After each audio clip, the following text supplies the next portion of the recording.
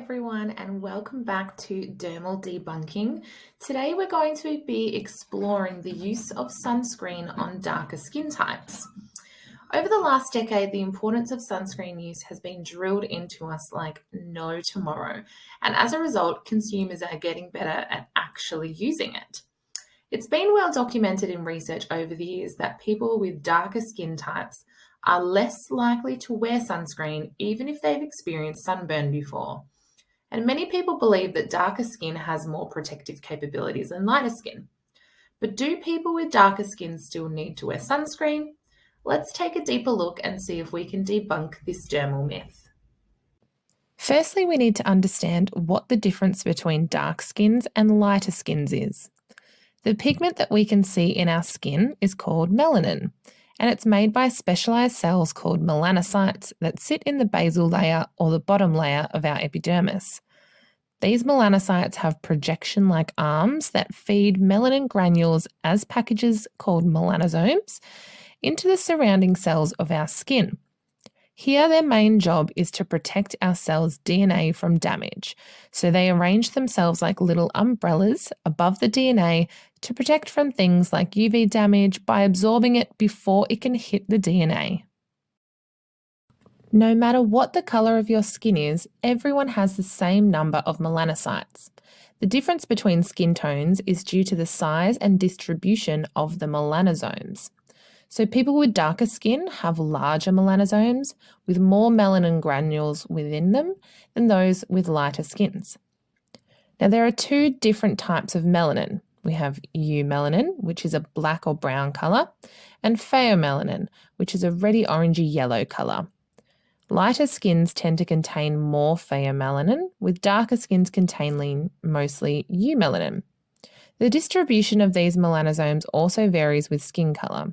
So darker skins have melanin evenly distributed through their entire epidermis, whereas in lighter skin tones they are found more often in bundles in or close to the basal layer at the bottom of our epidermis. Now we need to have a look at how sunscreen works. Now we know that sun produces both UVA and UVB rays, and we need a broad spectrum sunscreen, or one that covers both of these bands of wavelengths, in order to protect our skin from burning and from damaging our cells and contributing to photoaging.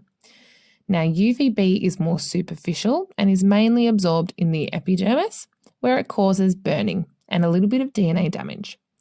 UVA is able to penetrate deeper into the dermis and causes photoaging and oxidative stress. Chemical sunscreens absorb UV radiation, while physical sunscreens reflect and scatter the light from our skin as well as absorbing it. The electrons within sunscreens get excited by the UV as they absorb it, and then as they come back down to a base level, they release the energy as heat. Chemicals can include oxybenzone and octocrylene, and a common physical ingredient is zinc oxide.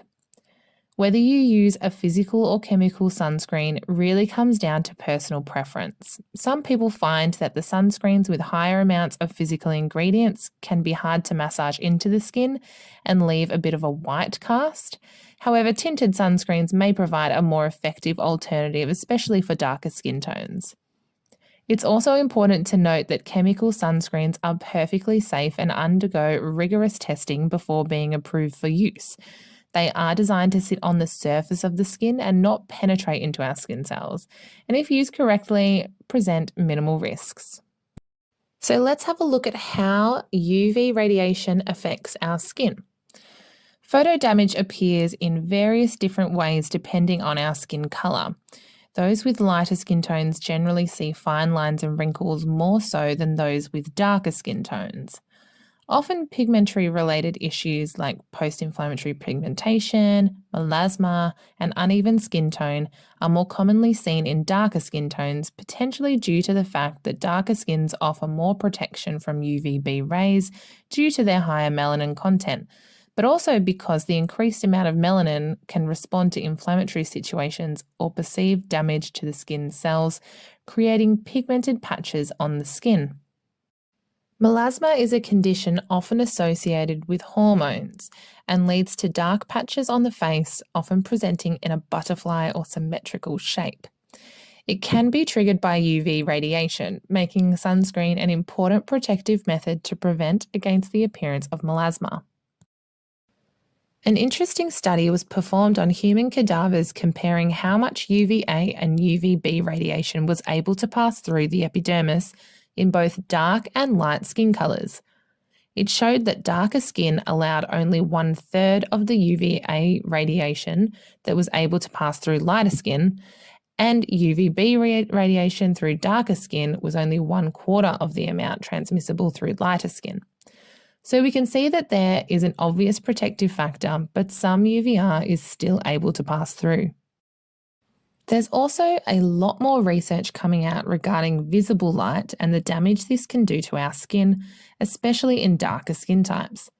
Currently, our sunscreens don't contain ingredients that protect from visible light, except for those that are tinted.